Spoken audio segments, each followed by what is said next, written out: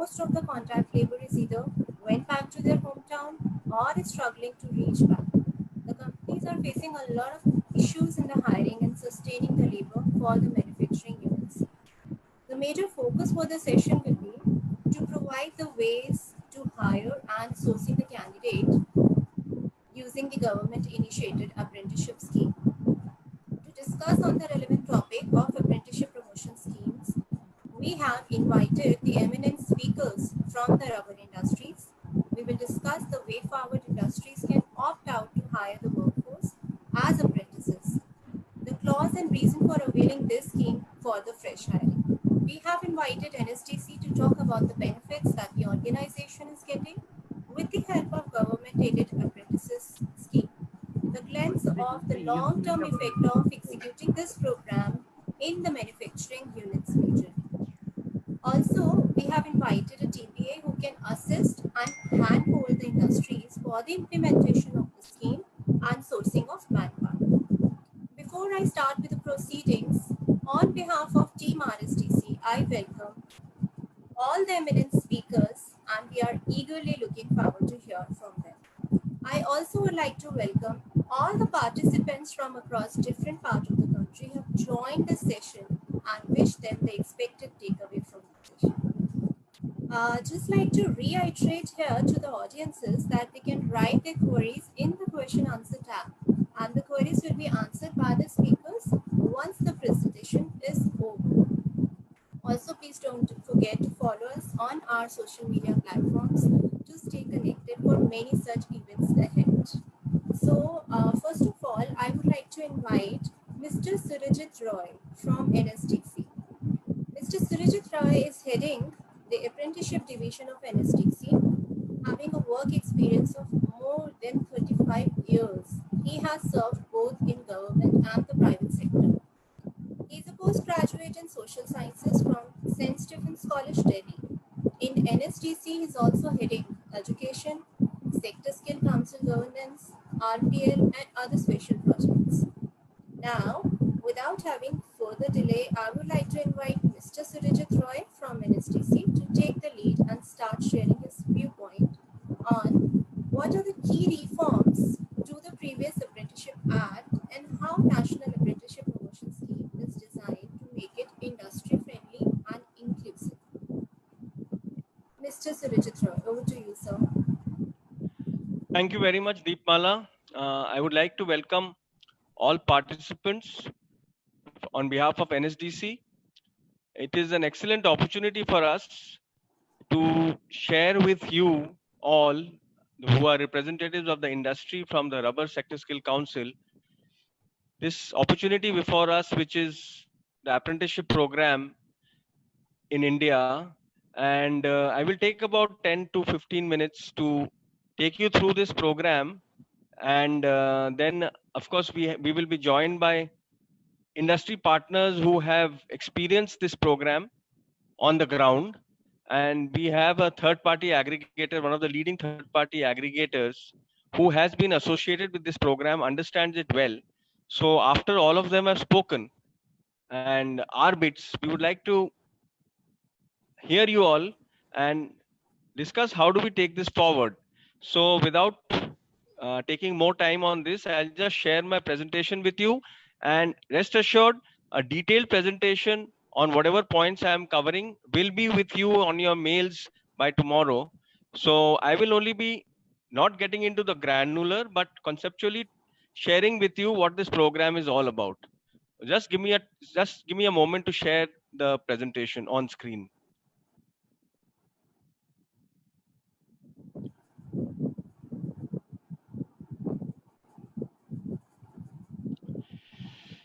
Okay, so here we go.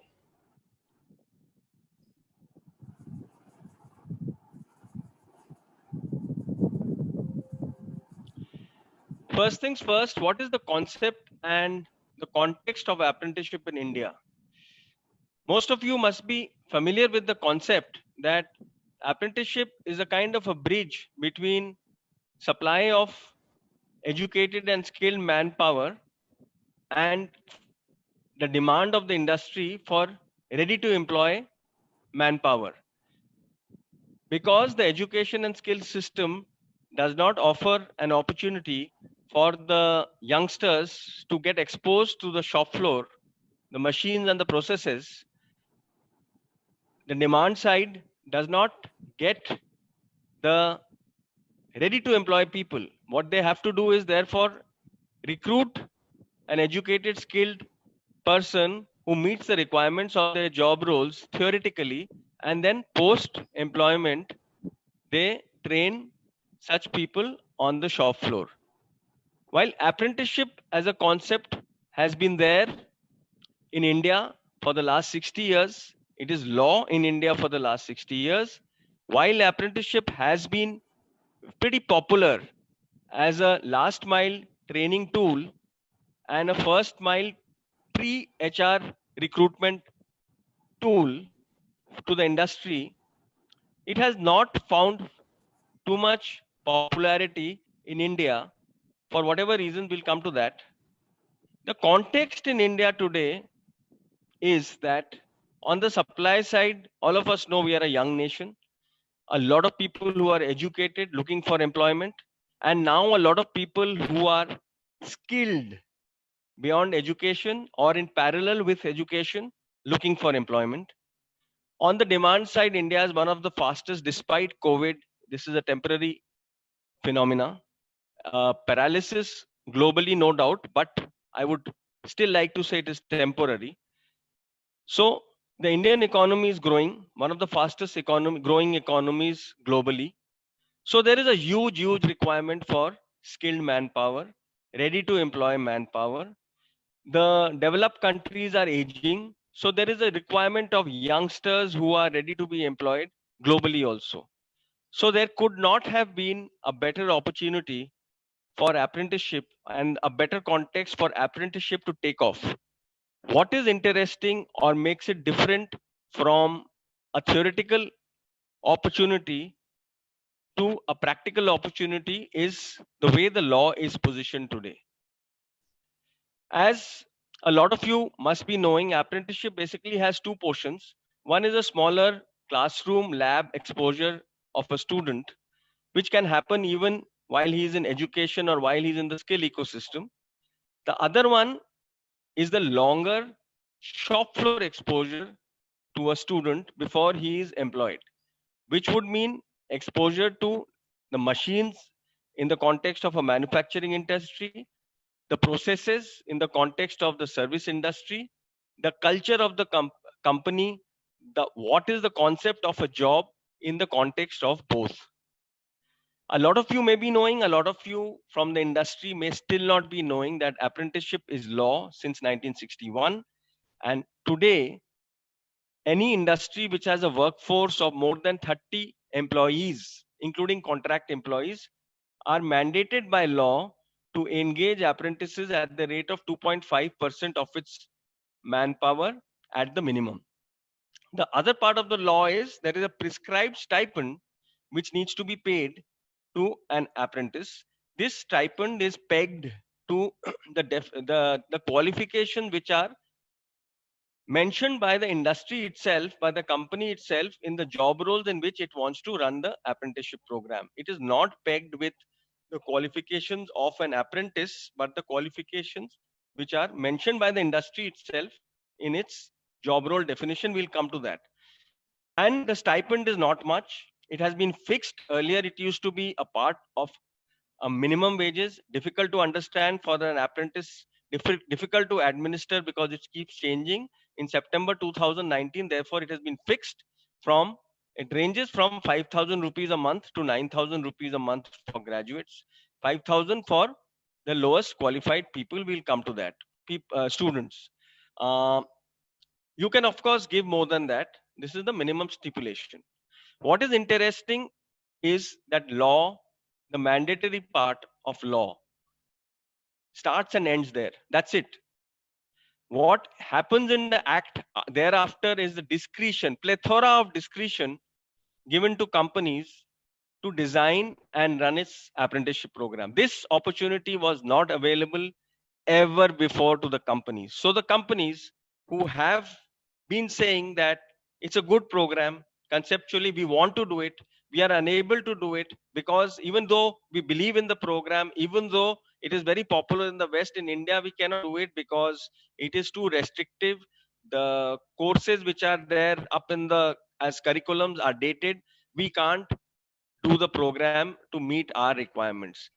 No more is that the case, and I'll just quickly run through the kind of discretion which is available under the act since 2014-15. And it's a pity that the industry still doesn't know about it, and we had to make use of a paralysis called COVID virus to actually do these webinars to the to different sectors under the Indian industry ecosystem. So one is the band. While 2.5% is a minimum prescribed rate at which apprentices need to be engaged, but an industry, if he feels or if it's on a growth path, can go up to 15%. Again, industries which are smaller, which have less than 30 employees, but more than 3 employees, they can also take apprentices. For them, it is not mandatory, but it is optional, but it is not debarred. So they can take apprentices from 1% to 15%. The duration of the apprenticeship courses, the discretion is with the industry to run these courses, engage apprentices for a period of 6 months up to 36 months. The idea is not to be ad hoc. The idea is not that the similar industries in one sector someone will engage apprentices for 6 months, someone else will do it for 36 months.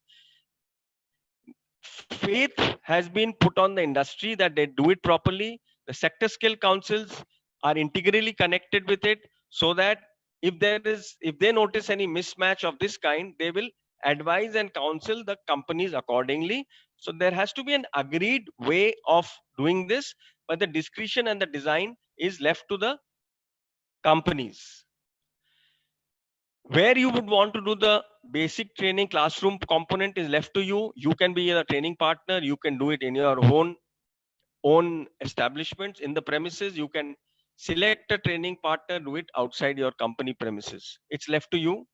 How do you design the course? What kind of course do you select has been left to you. There is a template. If you want to design your own course, it is up on the portal. We'll come to the portal later. Very simple template. You just fill it up, and it has the essential clauses which you need to cover so that nothing gets missed out, including those things which I said. What are the job roles? What is the qualification of an apprentice you are looking at, etc., etc. Everything gets filled, and you are up and running in maybe 5, 7, 10 days time. You can select courses which are pre-notified. The earlier courses which you used to do in designated trades, some of you who are familiar, courses under board for graduate engineers. But you can choose to say, I don't want this, I don't want that either, I want to choose my own course. Well and good. This is a third window which has been opened up to the industry from 2014-15, which are called optional trades. So it's up to you to select and put it on the portal and run your program. No approval is required. It is applicable now both to the manufacturing sector and the service sector. So it is no more restricted to the manufacturing sector. Sourcing of candidates, no more ITI diplomas and graduate engineers only. It is open to non-engineering verticals also. In fact, any student who has passed class 5 upwards can become an apprentice. And that's why I said for class 5 upwards, the minimum stipend stipulated is 5,000, and up to graduates, the maximum is 9,000. Now, when I say this, it does not mean an industry has to take a class 5 as an apprentice. When you define your job roles, it is left to you who you say you want in that kind of job role. So a construction sector industry may say, I need a mason, I need a plumber. Obviously, you don't need a graduate for that. Therefore, that company can say, I'm okay with a class 5 person and I will pay them 5,000 rupees. But if a person is a graduate and wants to join as a mason, he cannot get 9,000 rupees. He's opting for a lower category job, so he will be paid 5,000 rupees. This is the discretion in law. Beyond the law, everything is managed on a portal. So there is no movement of paper, there is no movement of people. Everything and anything in that act, how whatever is being managed is on the portal. The sector skill councils, the NSDC, and if you want to run the designated trades, the DGT, all of this now is on one portal. During lockdown, this is one shift which has happened, which the third party aggregators may or may not even be aware. It's a very new thing. The old DGT portal has shut. There is now only one portal which is integrated, which is running both the optional trades, and the entire program has been run now on one portal. Next, the legal status of an apprentice under Apprenticeship Act is that he is not a worker, so a company is not obliged to employ him after he completes his training as an apprentice. But if you actually run the program and you see that you can design it as per your requirements, you get to select the apprentice just like the way you would select a direct recruit. You train him on your own shop floor, and it is no more restricted. I am not going to subscribe in the as a government you will take 3 engineers, 3 accountants, 4 storekeepers this year. It is up to you. You want to take 1, 3, 6, 8 of different kinds of requirements, support services, core services, completely left to you. Year to year you can change not only the percentage but the kind of apprentices you need. So it's a kind of a HR tool, last mile last mile connect of the skill ecosystem, and the first mile connect for recruitments. So after doing all of that and after training everybody, after they pass, if you feel they are still not required by you, then I think you've got that basic thing wrong. So, anyway, so the long and short of it is you are not required or obliged to employ them. And the good part is the ESI Act and the EPF Act say the same thing about apprentices. Apprentices engaged under the Apprenticeship Act. This is important. Not you can't call an intern an apprentice. An Apprenticeship Act has a requirement of a contract between the industry and the student. It has that stipend requirements to be paid. So it has to be under the Apprenticeship Act. Only then you will get the benefit of no deductions required under ESI and EPF. Anything over and above the basic legal mandate is covered under the CSR spend. So suppose someone basic legal mandate is 2.5%. If you do 15%, so the additional spend on apprenticeship qualifies under the CSR mandate. This is a clarification issued by the MCA and it is on the portal. As if this was not value proposition itself, there is a financial incentive also available to the establishments under the National Apprenticeship Promotion Scheme, which is known as NAPS, where a part of the spend on stipend and a part of the spend on the basic trainings incurred by a company are reimbursed to the company through the portal, through the PFMS, into the accounts of the company. There is a very simple process which has been prescribed on the portal. So this is also available, but don't equate NAPS to apprenticeship. Apprenticeship was everything which I told you before this. If NAPS is anything, it is only an icing on the cake. The value proposition which you have as an opportunity to run or use an apprenticeship program to get the right people, to get the ready to employ people, is actually the cake. NAPS is an icing and it comes with its trade-offs because it is you're taking public funding. So it comes with a certain trade-offs, like in case you take NAPS, then you have to have the course you need to run has to be pre-approved by the government, etc., etc. So I would leave it at that. The experiences, I think the third-party aggregators and the companies can share, or you can ask questions on that. This is the look and feel of the portal. All the functionalities are there live into production, which includes registration of company, registration of people who want to become apprentices, the marriage of the two, the posting of apprenticeship opportunities, the posting, uploading of the curriculums, assessments, certifications, monitoring, basic training, claims, etc., etc. Operational framework, only thing you need to know is if you're a company which is having operations in more than 3 states, you fall under the central government jurisdiction. If you are a company operating in 3 states or less, you will have to report to the respective state governments.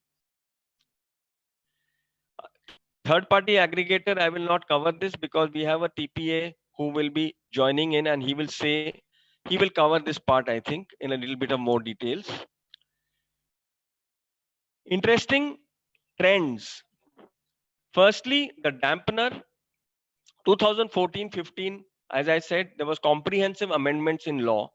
2016, the National Apprenticeship Promotion Scheme subsidies came in, but it was not till the latter half of 18-19 that we started taking this program to the industry. For whatever reasons, this has got delayed, but now it has picked up. 1920 was phenomenal as far as growth is concerned.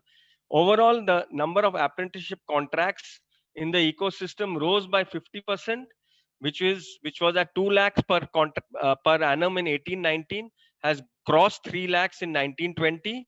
Even more important is that the optional trade window, which is the job roles which are being opted by the industry as per its own designs, not the ones which are pre-notified by the government, has shot up by more than 6 times. So from a 14,000 in 18-19, it's nearly 1 lakh number of contracts have been signed in 1920. So this is a good sign because this is where the private sector industries are coming in, seeing the value proposition and taking on to the program in a big way. Some big players have come in. Some sectors have become active. Some sectors are still not there. And a lot of more big players have to come in. You will see the rubber sector is still not there in a big way. And that's why I came onto this webinar on my own myself to talk to the industry. Potential. While we can say 50% growth, 6 times growth, the sixth All India census, and this is where the MSMEs come in also. While it says that there are about 1.85 lakh establishments with 27 crore employees in the mandated apprenticeship window, there are as many as 58 lakh establishments with a 36 crore employee base, which can be termed MSMEs, and I will just loosely equate it to those companies which are smaller and which for whom the apprenticeship window is not mandated but optional. It is them, it is when they see the value proposition of this program that this program will really take off. As you will see from here, and these will be passed on to you while in the email, there are about 13 lakh contracts which can be signed at the minimum 2.5% if you take both of these together, their employee base. And if you go up to 5%, which is at par with Germany, which is at 4%, you can sign as many as 30 lakh contracts at any given point of time. As against this, where I said we've reached after 50% jump and all is just 3 lakhs. So there is a huge uh, distance to cover, which I think is an opportunity also, because that means there is lots which can happen in the apprenticeship sector, and it is really going to help the availability of ready to employ skilled manpower for the industry. I will come to the benefits. Business case for apprentices. I would like you to, apart from seeing the return on investment being positive, Netherlands, USA, UK, Switzerland, this box here, which where my cursor is very important. This is an ILO study, and it says that when compared to a direct recruit, the productivity, the motivation, the retention rate are higher, much higher in the case of apprentices. And therefore, what happens is that the cost of attrition goes down, the cost of re-recruitment goes down, cost of post-recruitment training goes down because he's already ready to get employed, he's already exposed to your shop floor. Then, so these are the benefits a company gets immediately, plus he gets a reimbursement if he opts for stipend. If he opts for naps, then of course there is a benefit he gets on PF and ESI exemptions, and Instead of paying a salary to a fresh recruit who's not been tested on the shop floor, you engage an apprentice, test him on the shop floor, even though you have recruited him, you've selected him, and see if he gels in the culture of the company. He is good practically on the shop floor, on the processes, and the apprentice also gets an opportunity to see whether he fits into the culture of the company. The apprentice is earning while he's learning. So this entire association becomes very, very interesting and very, very serious. It don't equate it with internships, which are an arm's length way of doing things. So it's a fantastic program for a student to get shop floor exposure. It is a fantastic program for an industry to get ready to employ people, and it is a fantastic opportunity the way the act and the rules are positioned today. And it is equally exceptional that the entire program is being run on the portal. This is a look and feel of one flyer we've done for the industry, and we have told the entire ecosystem, whether it is the sector skill council, third party aggregators, industry associations, to just use this visual so that the message gets strengthened. It's the same message which is being passed on, and the essence of the entire presentation which I have made is in this one single flyer. Thank you. That's all I had to share. Thank you very much.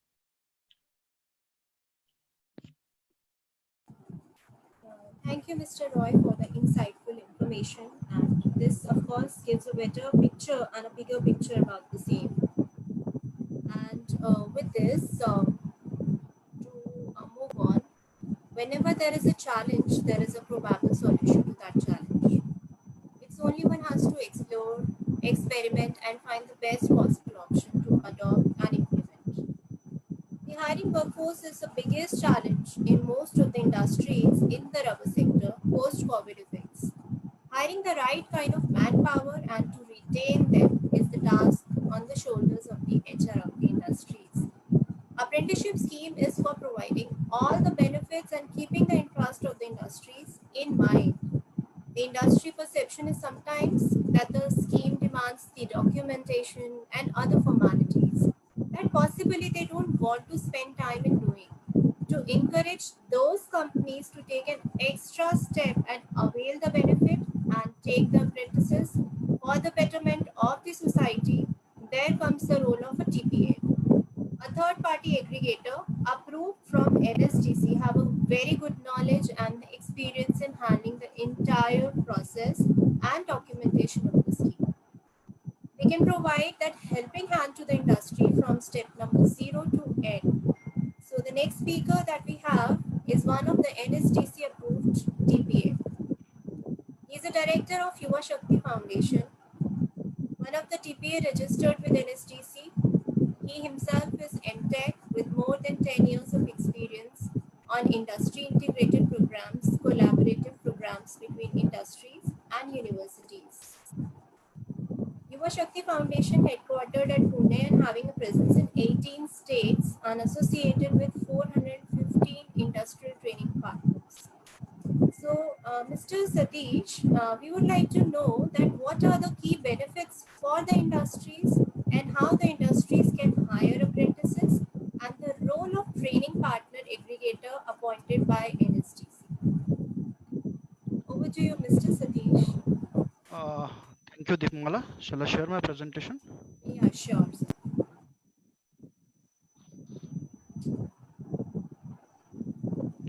Is it visible?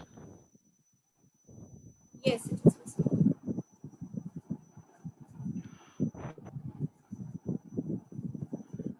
Yeah, thank you very much. Good evening, all. Hope you are all doing well in this crucial situation. We'll see the role of third-party aggregator TPA in optional trade apprenticeship under a NAP scheme. Actually, Surajit sir has covered many points. Just to summarize it, and we'll see the operational part actually. So there are two types of scheme are available for apprenticeship, NAT scheme and NAP scheme, and there is a confusion in the mind of HR what is NAPS and what is NATS. NAPS is actually National Apprenticeship Promotion Scheme, promotion scheme, and it's come under Ministry of Skill Development, and it's cover optional, designated, and vocational trade apprenticeship. Whereas NATS is National Apprenticeship Training Scheme, and it actually both apprenticeship, and it's come under Ministry of HRD. Under trade apprenticeship, there are two trades, that is designated trades and optional trade. As Surjit sir said, in lockdown period, previously there were two different websites for designated and optional trade. Now they have merged, and one single website is optional. Available for implementation both for optional and designated trade. That is apprenticeshipindia.org, and it is very industry friendly website compared to the previous website. If you see the operational framework for designated trade is monitored by DGT and at state level by RDAT, whereas optional trade is monitored by NSDC and further implemented by SSC, industry chambers, and state skill development societies. So what is optional trade basically? Optional trade is basically any course in engineering, non-engineering, vocational, and or it is developed by the industries as per their requirement to deploy the candidate under apprenticeship. Basically, optional trade offer more flexibility to the industries to deploy the candidate or to create the course as per their requirement. As you are aware, previously the apprenticeship was limited to only manufacturing segment, that to DGT and ITI courses only. Now it is made available for all the sectors. If you understand the clear difference between designated trade and optional trade, designated trades means fixed trades that are approved by competent authority, and mainly ITI related courses, and there are around 261 odd courses are there. Whereas in optional trade, 2000 odd qualification packs are available on the apprenticeship portal in various sectors, and again you can design the courses as per your requirement. In designated trade, at the end of training period, examination and assessment and certification is by NCVT, National Council of Vocational Training. Whereas in case of optional trade, either industry can do the certification in case of non-NAPS, or in case of NAP scheme, approved courses, sector skill councils are doing assessment and certification. So the role of sector skill council is very important. In our case, the rubber skill development council role is very important in optional trade apprenticeship. Why it is important? Basically, as per recent amendment in Apprenticeship Act 1961, the CEO of sector skill council have assigned the role of joint apprenticeship advisor.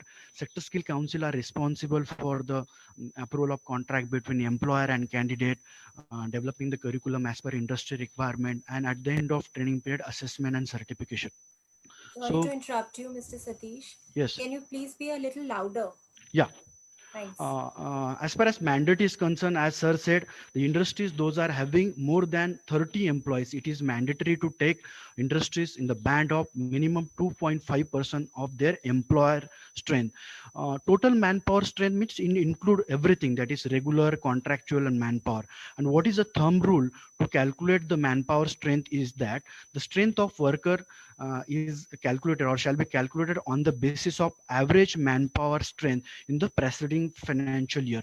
You won't require any kind of document to get approval of this. You just need to enter the figure in the portal while doing the registration.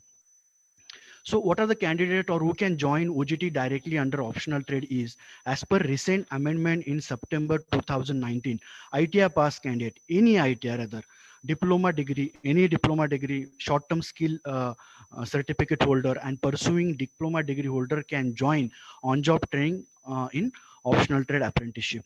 So this is a table and the notification published in September 2019. These are the candidates that mean route of apprenticeship training, and they are exempted from the basic training. Basic training exemption means you can deploy directly for shop floor training, and the training duration is 6 months to 36 months. We need to understand it is not entirely 36 months. It is a different for different job role.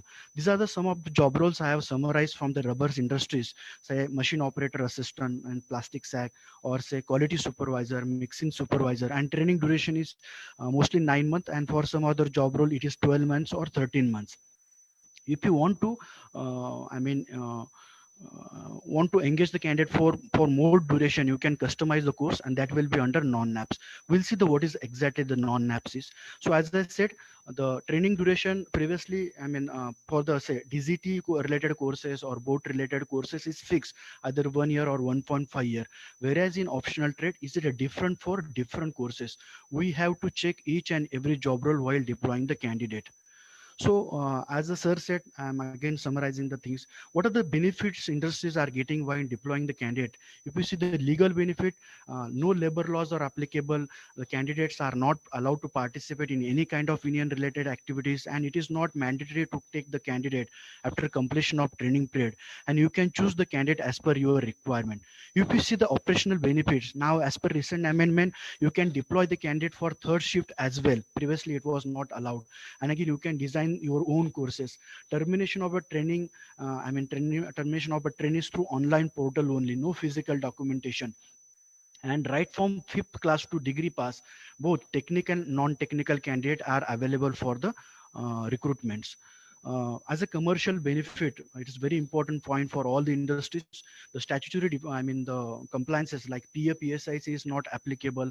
If you compare cost to company with respect to other formats, say contract labor or fixed term employees or any other format, the NAP scheme is always beneficial because again, over and above PA, PSIC benefit, you are getting a financial support from the governments. CSR benefit is also available for the apprenticeship. So this slide already been covered by Surajit sir. As sir said, there is a fixed rate of stipend with respect to the education qualification you can see on the portal. And if you compare the cost to company with other format, as I said, contract labor, NAPS or NEEM scheme even, the cost to company is always, less with respect to other format. So what are the formalities or the process to register on the portal for any industry? Very simple documentation, no need to approach any officer or no need to approach visit any government office. Simply enter the basic detail like your registration details, GST, PAN number and Aadhaar card link bank account. And no need to produce any kind of say documentation that you have so much of strength. As I already told you the formula. So very simple process. It takes only 5 to 6 minutes to get registered on the portal. The many industries are asking whether we can take IT or diploma pass candidate under optional trade or not. Yes, you can take any IT or diploma pass or graduate candidate if you wish to join. For example, say IT fitter candidate can be engaged in quality or CNC related operation if you wish to join, or again BA pass candidate in assembly related operation. As far as insurance cover is concerned, as ESIC is not applicable, so industry has to take the WC policy for all deployed candidate under apprenticeship. As far as hours of work, overtime, leaves and holidays is concerned, the weekly hours and daily hours will be as per industry policy. Of course, it should not exceed 48 hours in a week. The candidate should be exempted from the basic training. Overtime is not allowed actually. If you want to take, you have to take the approval from the apprenticeship advisor, and leaves and holiday will be industry policy. As far as their assessment and certification is concerned, this is a new concept somehow. Basically, practical assessment will be by the employer, and the theoretical will be by the respective sector skill council. Or if industry want to do the assessment in non-NAPS, they can do the assessment, and candidate will get this kind of certificate. The format of certificate is like that. What is non-naps basically? Non-naps means if you want to customize the course or their duration as per your requirement, you can create that course, but it comes under non-naps category. Non-naps means you will not get a assistance or the financial subsidy from the government. Rest benefit, that is PF, ESIC and legal benefit you will get, but you will not get a financial benefit. So you can customize the course, you can customize the duration of the training program. That is the non-naps. And as a TPA will help you to develop the curriculum and to the formalities under non-NAPS. The eligibility of candidate, as I told you, is very simple. Any candidate minimum say age say has completed 14 years of age and physically fit, having Aadhaar card, valid Aadhaar card and Aadhaar card link bank account, they can register on the portal and sign the contract of apprenticeship through the online portal only with the industries. So it is very simple process. As I said, the portal, that is apprenticeshipindia.org, is very industry friendly portal rather.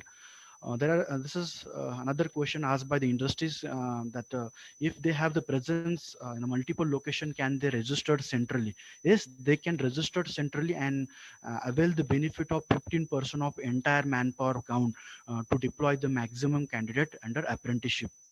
That type of arrangement is there on the portal. You can check while doing the registration.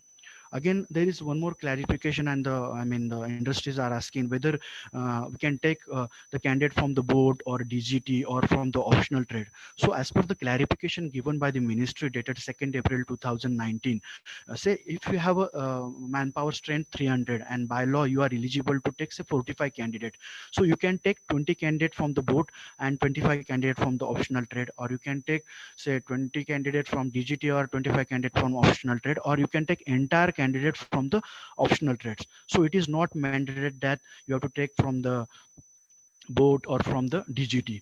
And at the end of say period, you should not exceed the 15% of your manpower count. That mandate is always there.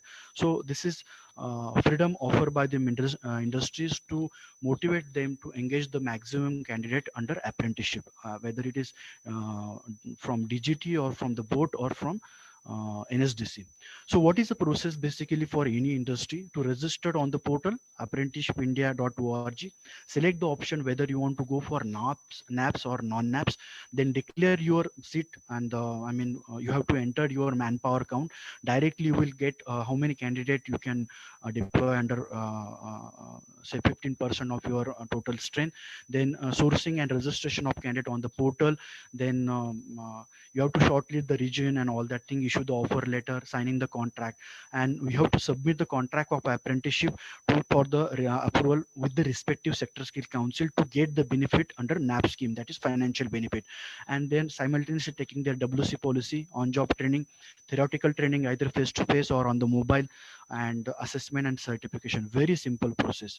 So as far as our role is concerned, we are helping the industries to handle entire life cycle, right from say joining process to certification process. That means we are helping the industries to source the candidate as per their requirement, registration of candidate, registration of establishment, and again the distribution of say the training logbook to maintain the record of training, during the on-job training, the termination if anybody leaves in between, then the replacement of candidate, theoretical training in industry premises, support during the accident, stipend processing, and again the most important part, process the reimbursement claim and return on the portal site.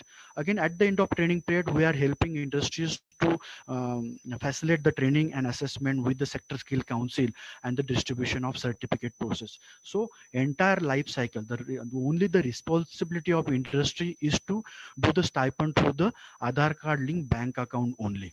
And if they want to get the benefit from the government.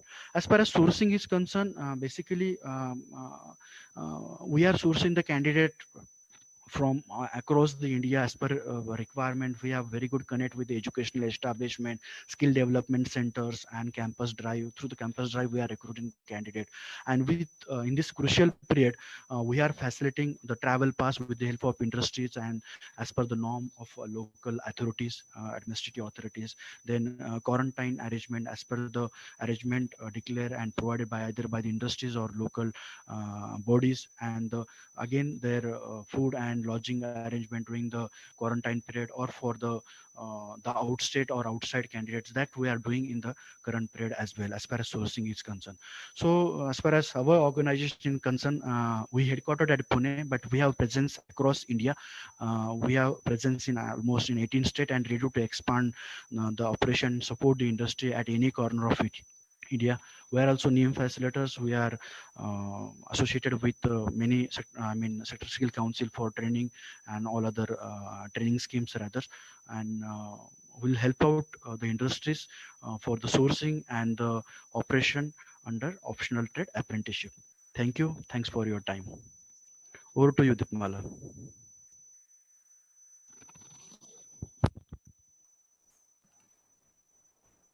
Thank you, Mr. Satish. It was very pleasure talking to you, knowing about the various facts and figures about the apprenticeship, and of course, it will be beneficial for the industries which are participating here. And whatever questions the audience is having, please write your questions in the question and answer tab, and we will take all the questions at the end of the session, of course, when the presentation is over. So we move towards our next speaker for this afternoon, and our next speaker is from an industry who has completed the entire life cycle of apprenticeship. They have experienced in hiring apprentices, paid stipend, and got the reimbursement from the government also. They are hiring apprentices from last 1 year, and we have invited Mr. Sanjay Kulkarni, who is the head HR in Oriental Rubber Industries Private Limited. He's a very senior person with nearly 30 years of rich experience in the human resource. He has worked in manufacturing unit of rubber, plastic and chemical industries. So as we know that the apprenticeship training is considered to be one of the most efficient ways to develop skilled manpower for the country since 1961 under the Apprenticeship Act. So, how do you feel the NAP scheme has changed the way industry look out to hiring apprentices, and share your organizational experience so far under the scheme? I request Mr. Kulkarni to kindly share your viewpoint regarding the same.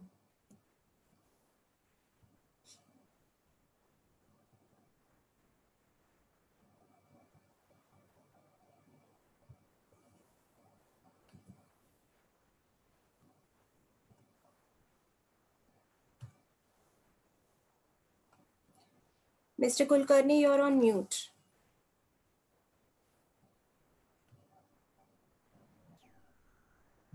Is okay?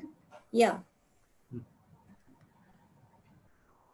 Thank you, Deepmala and RSDC, for giving me this opportunity to share my views, practical views on the Apprenticeship Act and NAPS. So I'm having around 30 years of experience, and I started my career in from Larsen and Toubro Limited, Ahmednagar Works, and we were engaging apprentices over there. And every year we used to take tool and die makers around 25 to 30. So in those days, it was from 1991, I have started engaging apprentices under Apprenticeship Act. But then there were so many documentations was there. Recruitment procedure was very critical. Then we used to send them for basic basic training to ITI on every Sunday. So their training books, I was to we were to get it completed. uh, every month we have to audit that their attendance, ensure that their attendance is 75%, more than 75% is there or not. So with all these activities, what was happening ki we were to engage one special person for that activity. But then when I started this uh, NAPS, recruiting candidates under NAPS, I found that as compared to that, it is very easy and easy process of recruitment, uh, recruitment, selection, and engaging the people over here. So when I went through the portal, I found that really it is a friendly portal, and anybody can use that and operate that and fill the requirement and hire the candidates. So that is very important. So organization registration is very easy over there. So no need to get much of the help, because the guidelines which are given in the system are very friendly, and we can understand it very easily. And we have done that. Even my junior also can register that. He has registered that and started the system over there. The candidates are the second is we need not to all the time, we need not to go uh, to search the candidates outside, or go to the contractors and go to the manpower suppliers. it is all the time it is not required, because in that portal so many candidates are available, those who have registered and waiting for the call. That is uh, mm, very important thing they have put in over there in that portal. So we have hired people from there also and recruited those people also. And there the candidates mobile numbers, email IDs are available, so we used to contact them very easily, and we find that they are responding. And most of the time what happens ki mobile numbers are there but those are not working, but in that portal the it was all the time updated, so I was very happy with that. Next slide.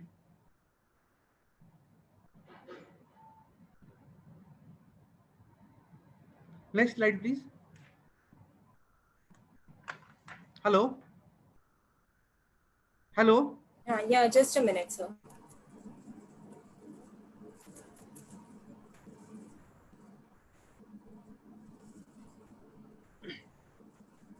So we were engaging 12 candidates and as well as ITI candidates. Those are at our own and appointed them after filling up the information on portal. So whatever information is required on the portal, we were collecting from the candidate and we have recruited. Initially our requirement was 50, but then we have recruited 40 to 45 candidates, 12th and ITI pass candidates, those who were recruited. Out of that, the say 20% we have recruited from the portal, and 80% we have recruited directly. Those who came on the gate, we went to different colleges, ITIs, we have contacted different ITIs, and we have recruited those people over here.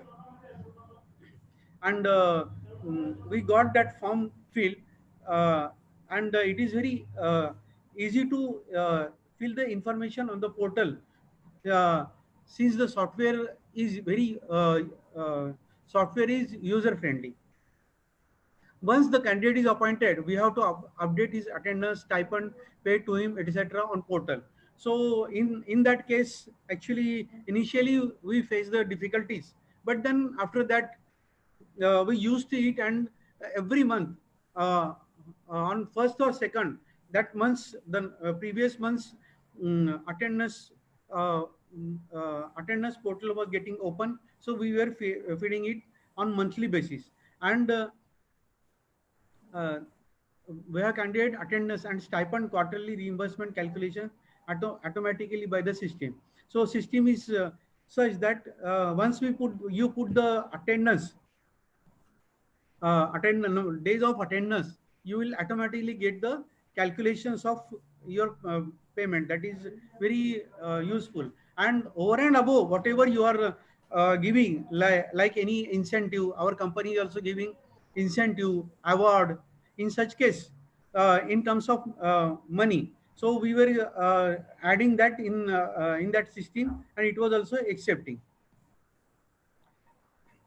And after proper verification by the uh, NAPS, NHDC, we were getting reimbursement. Reimbursement, no doubt, getting reimbursement, we face little bit difficulty. But then we got reimbursement. It is not that we have not got reimbursement, but we have to do follow up with these people, and different systems. They were all the time implementing, introducing new system, new verification, and all that. But then we have done that, and we got reimbursement. Initially we find it difficult, but after that there is no difficulty, because whatever their the requirements are there, we have made it initially, uh, and put it on the in the portal. And this benefits of the recruiting people under NAPS is all Mr. Roy and Mr. Pawar already told. I need not to tell those benefits. But then what what is important is uh, recruitment of ITI under NAPS scheme is very useful in the sense ki they, since the ITI people are technically sound, uh, they know what is machine, what is machinery, what are the safety measures we have to take while working on the machine.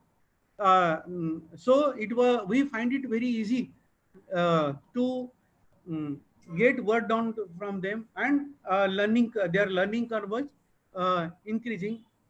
And so far as 12th candidates are there, 12th pass candidates are there, they, since they have passed the 12th, they are having little better understanding, so they could able to grasp that.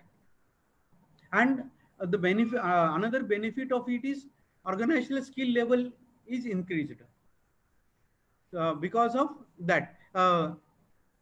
Employees will get certificate once the training is completed.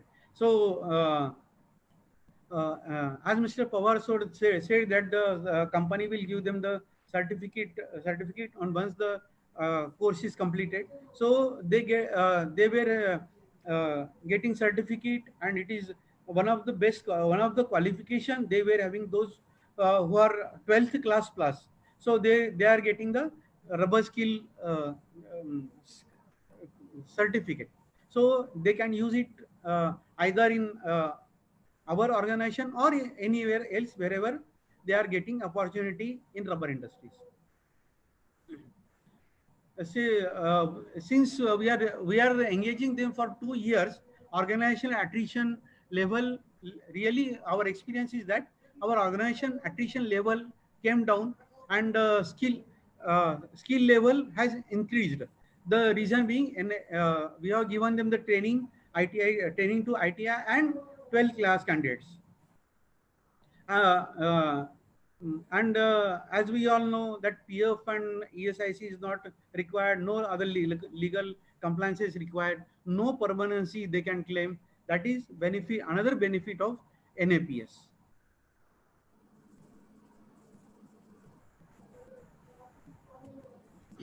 And last, actually, opportunity for improvement. See, while going through these all the systems, and while getting the reimbursement from the government, what we find that stipend verification takes long time. Even if we are paying them through the banks, and depositing the amount, their stipend amount in the banks. But then we find that getting reimbursement is a little bit uh, uh, difficult, because they were all the time they were using different system of verifications, and like getting bank certificate is little, see, once we have given them the bank details, deposit details, everything, once we have given the NHDC is sending that to sending few samples to us, and they are saying ki you get sample verification done for verification, and get certificate from the concerned bank for that you have deposited the stipend amount in their account. So actually most of the time what we experience ki bank are registering to give special certificate on that, because the reason is they are they are saying logically it may be correct, because they are saying, see, we have given you the bank statement where it is showing that the X person has uh, deposited the stipend deposited, and it is verified. So why you want that? So the company and the organization, we are we find that it is not matching, and we find it difficult to get that. So but then the system and everything is very good. But initially when we have started this uh, uh, on NAPS portal, initially we find it very difficult. But then RSDC help us a lot, and I should give special thanks to implementing and getting reimbursement from RSDC is give special thanks to Ms. Suchita Roy and Deepamala for helping us to get the proper reimbursement. They have guided all the time, and they have given us the very good service guidance. Now we are capable to do it independently. Thank you.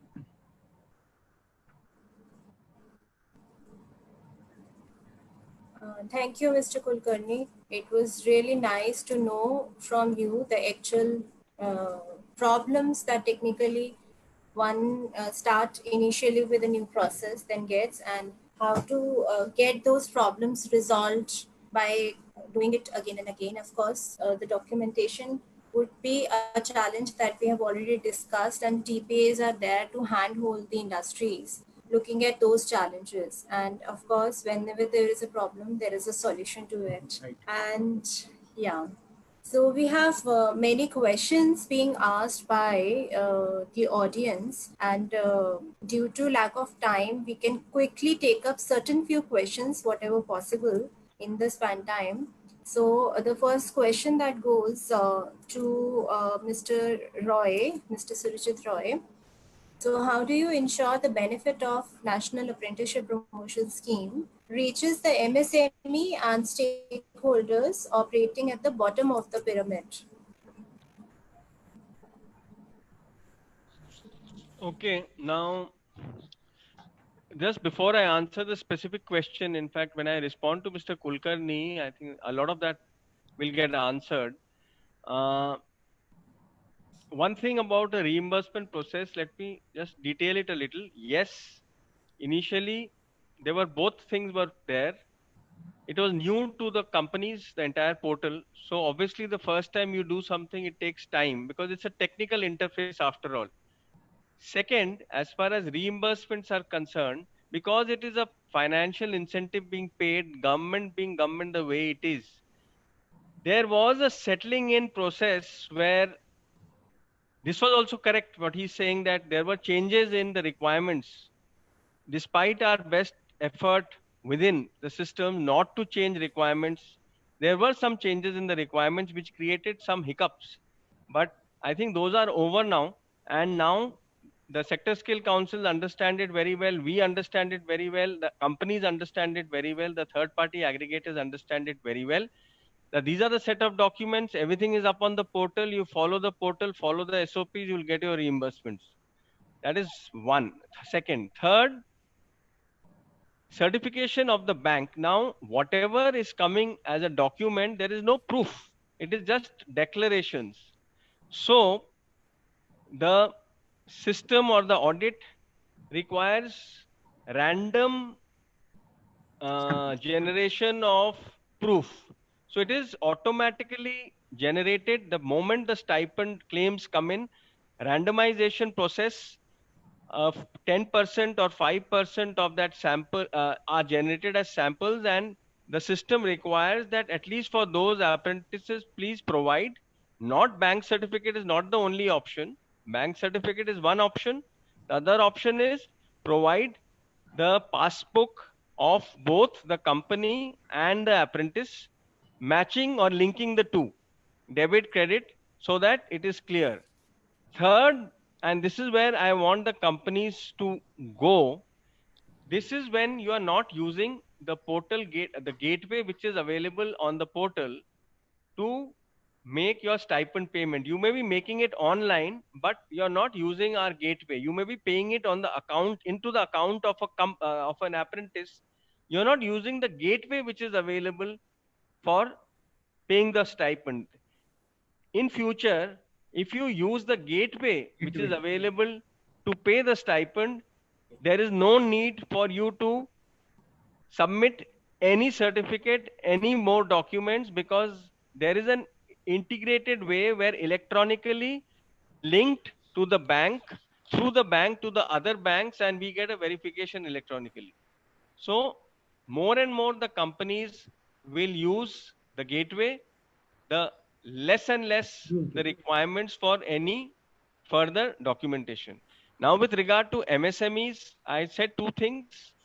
One is our intent is also to reach the MSMEs because, as I had pointed out, that there are about 58 lakh establishments which fall under the optional window, and the how we can benefit the MSMEs is two or three ways. One, take this program to MSMEs.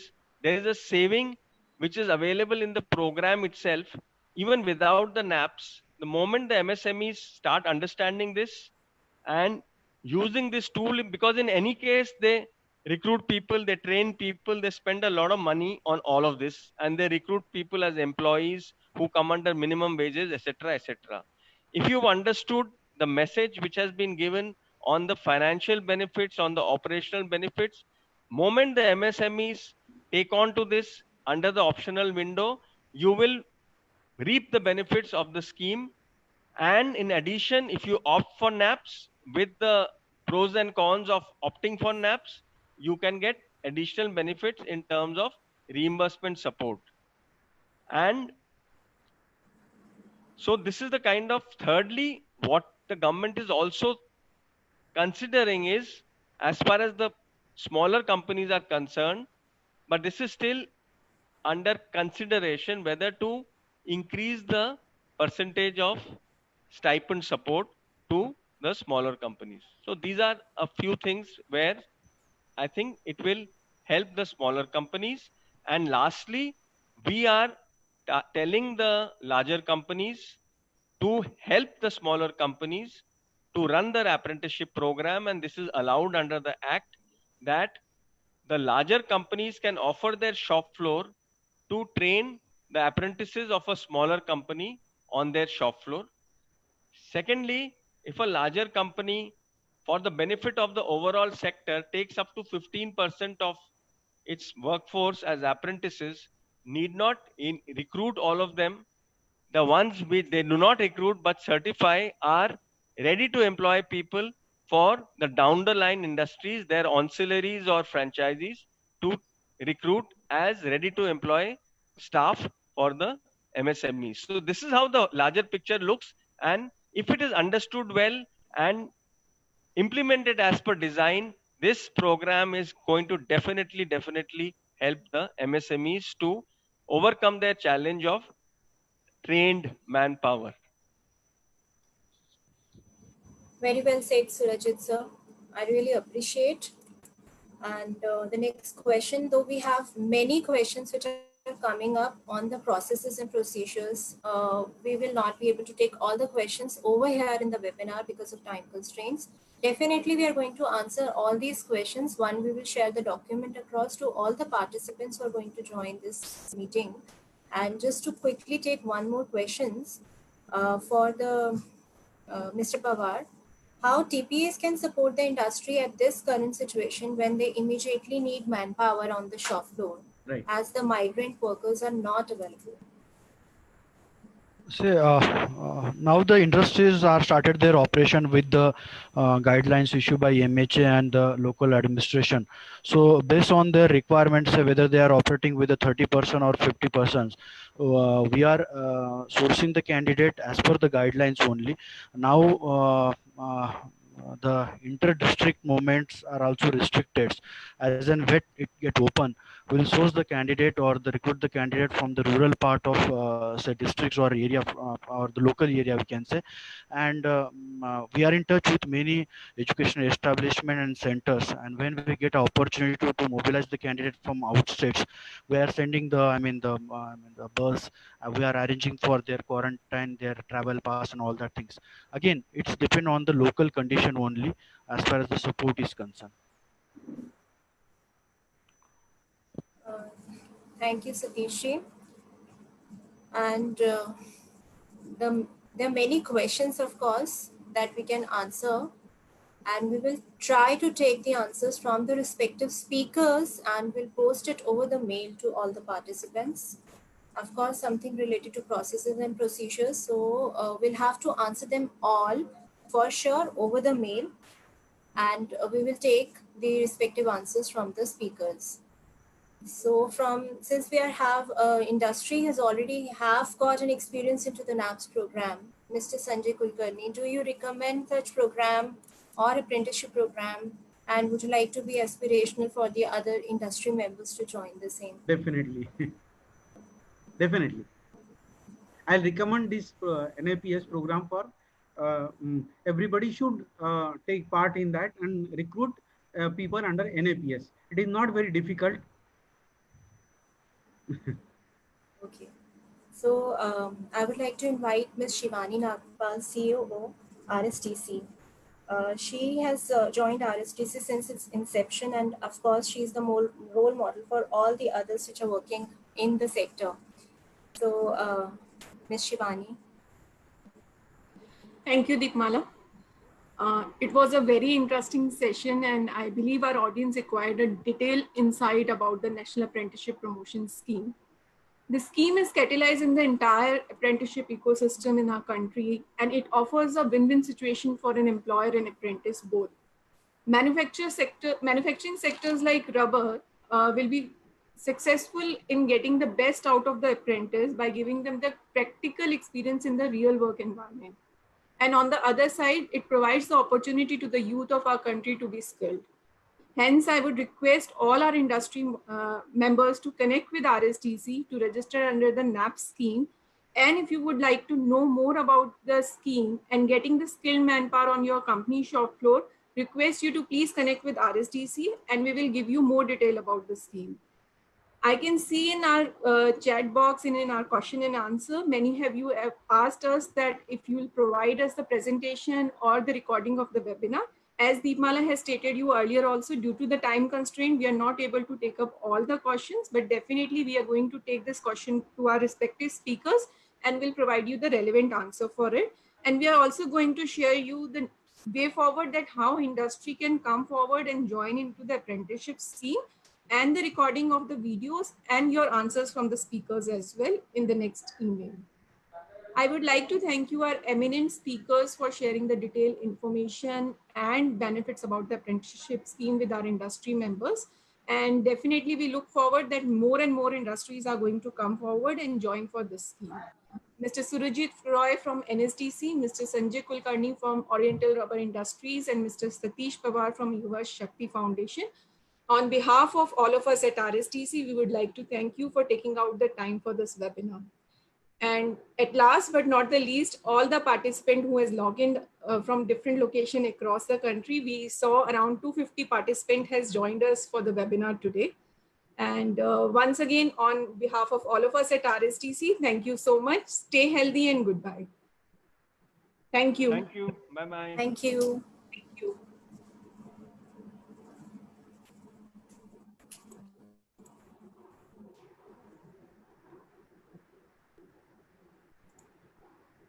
Disconnect करूं?